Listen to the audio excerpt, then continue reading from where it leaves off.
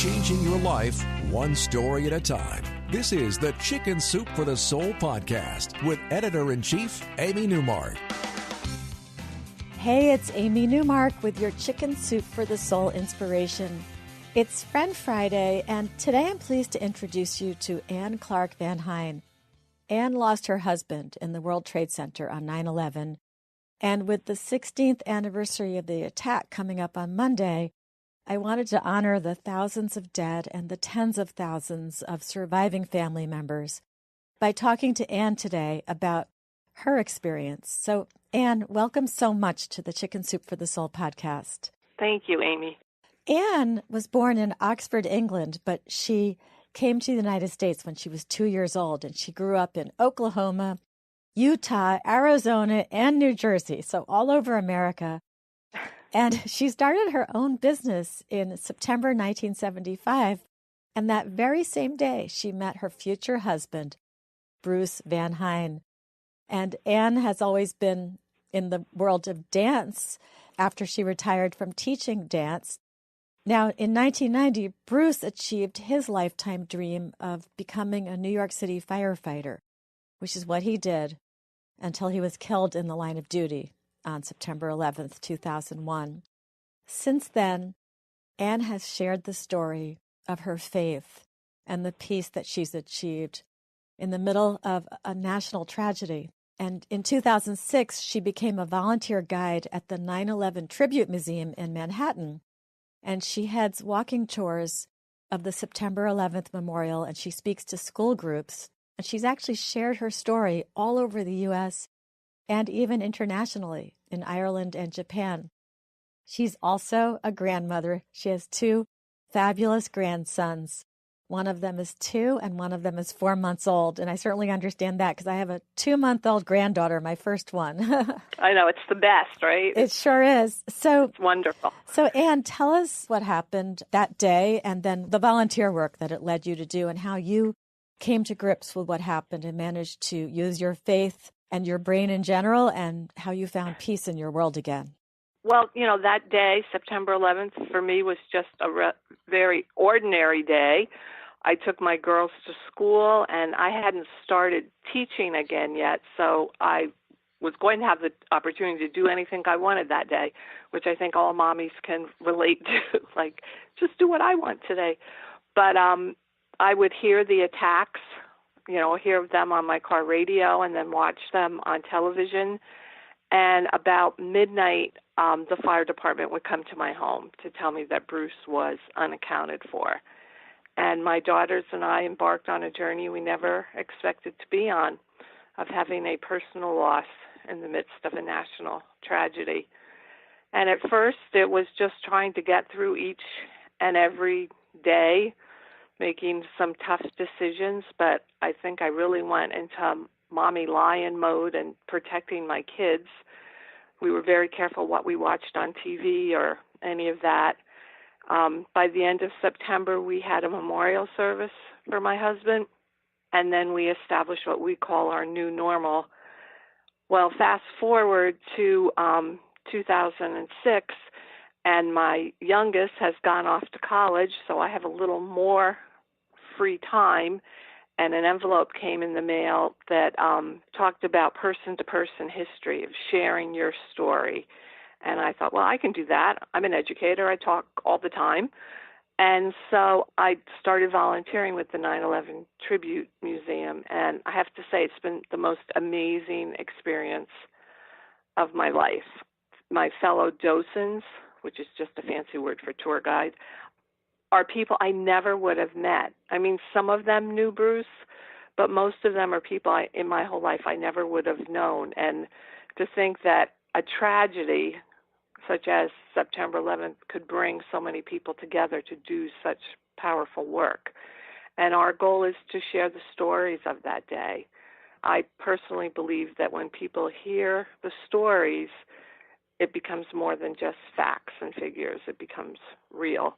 Of course. You're talking to somebody who believes very much in the power of stories. Absolutely. Absolutely. Yeah. And it is such a powerful thing. And not just the people that I volunteer with, but the visitors that come from all over the world. I mean, I've had people come up to me afterwards.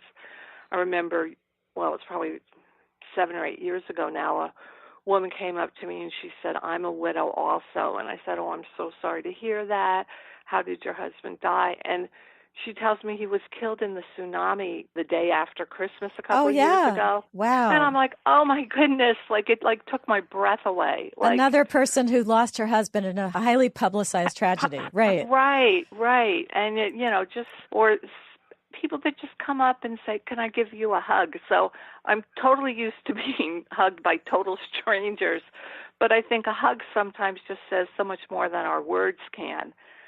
And maybe sometimes that's all we can do for somebody. A hug is kind of a two-way street.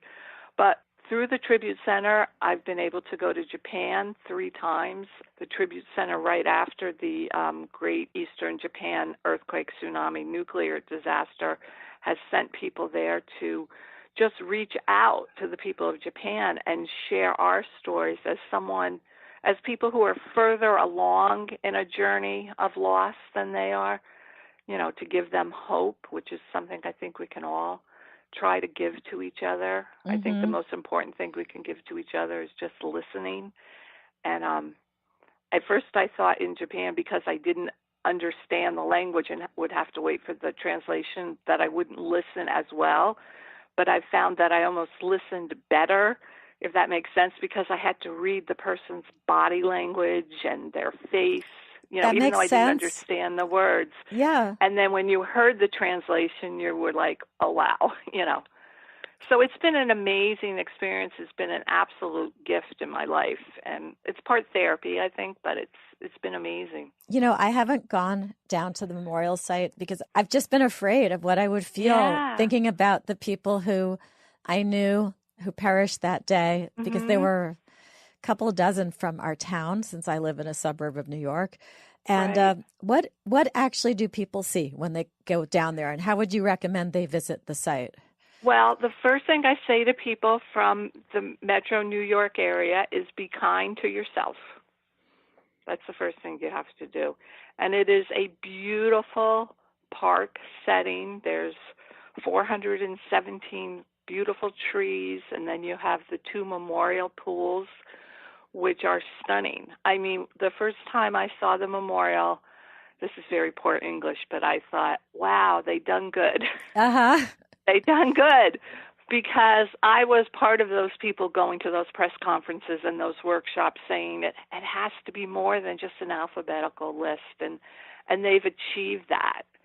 And it is an amazing place. I mean, to the point that even on the hottest day, you can always touch the memorial because it's cooled. The steel, it never gets too hot to touch or too cold to touch.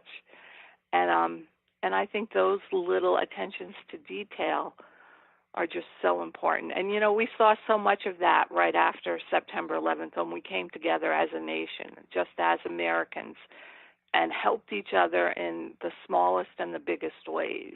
That is something I will never forget, people just showing up on my doorstep, or I received cards from people all over the country that were just addressed to the family of Richard B., because Bruce's first name was Richard B. Van Hine, and our town and New York, because they got that out of the New York Times. Mm-hmm. I remember traveling a couple of months after 9/11, and I was out in San Francisco, and the cab driver wouldn't take my fare, and he said, please give it to a fire department back where you live.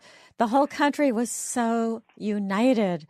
Yeah. And it's unfortunately a feeling that we don't have as much today as we did then. And I think 9/11, the anniversary every year, is a really good time to renew that feeling of unity, that we're all in this together, no matter what our political feelings are. Absolutely. And, at the end of my tour, I always tell people 2 things. One, I tell them to go do something fun, because there's fun things to do in Manhattan. And doing the tour isn't fun, but it's very, very important. And, that I'm grateful, and everyone at Tribute is grateful that they've come.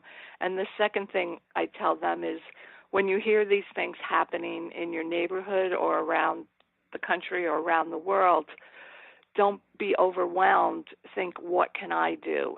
And those tiny little things, even if it's only taking brownies to your firehouse, make a difference.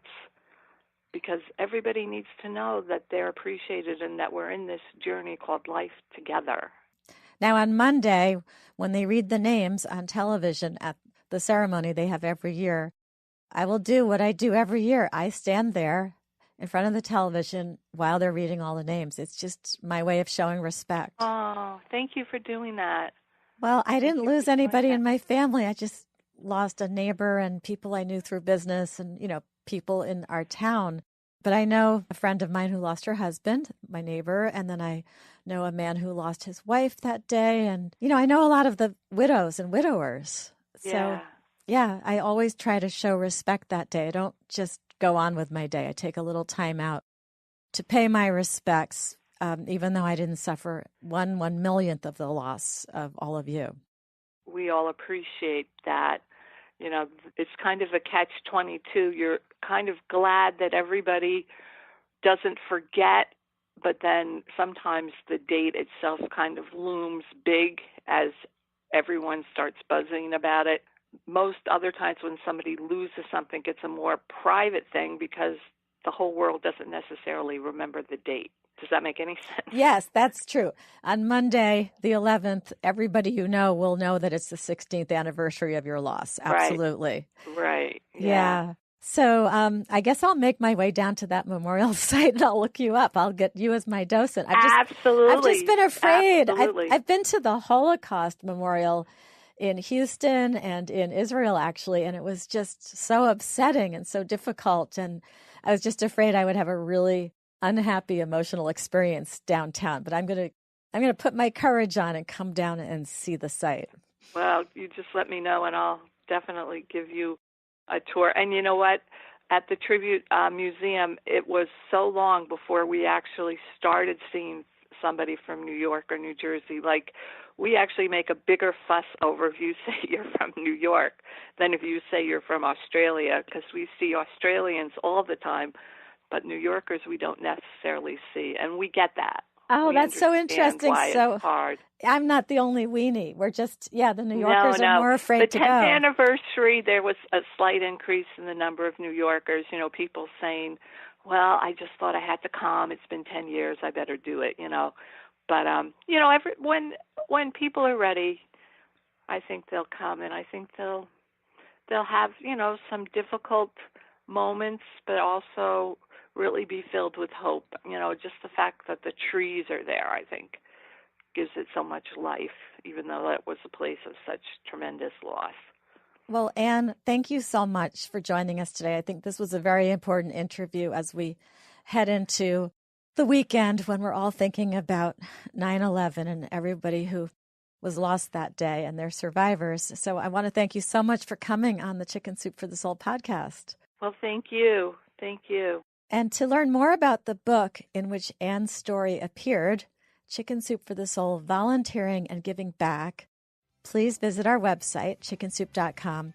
To learn more about the World Trade Center site and arrange a visit, please go to 911memorial.org and come back Monday, which is September 11th, for a couple of stories that reflect our unity after 9/11, when we really reached out to our fellow Americans, and for a few magical months, we were truly united.